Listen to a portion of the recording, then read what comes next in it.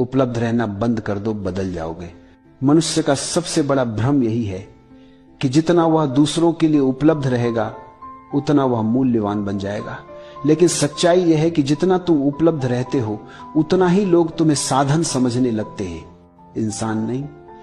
लोग तुम्हारे समय को अपना हक समझ लेते हैं, तुम्हारी ऊर्जा को अपनी जेब, तुम्हारी भावनाओं को खिलौना और तुम्हारी उपस्थिति को मुफ्त सेवा की तरह धीरे धीरे तुम खुद को खो देते हो। क्योंकि हर किसी के लिए उपलब्ध रहते रहते तुम खुद के लिए उपलब्ध रहना भूल जाते हो। जिस दिन तुम हर किसी के लिए दरवाजा खोलना छोड़ दोगे उसी दिन तुम खुद के भीतर का दरवाजा खुलते हुए महसूस करोगे। लोग जो हमेशा उपलब्ध रहते हैं वे सबसे ज्यादा थकते हैं, सबसे ज्यादा टूटते हैं और सबसे ज्यादा इस्तेमाल किए जाते हैं।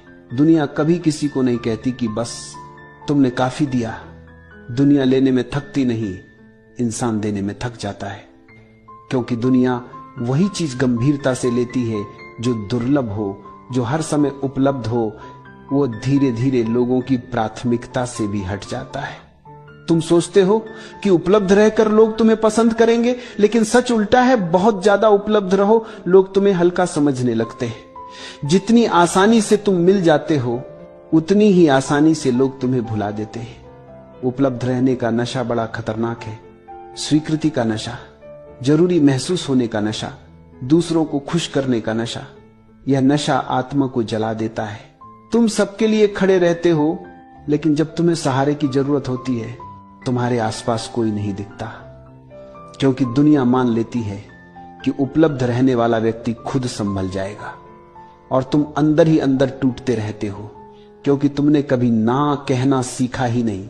ना कमजोरी नहीं है, ना सीमा है, ना दीवार है जो तुम्हारी ऊर्जा की रक्षा करती है, ना वह शुद्ध शक्ति है जिससे तुम खुद को वापस पाते हो।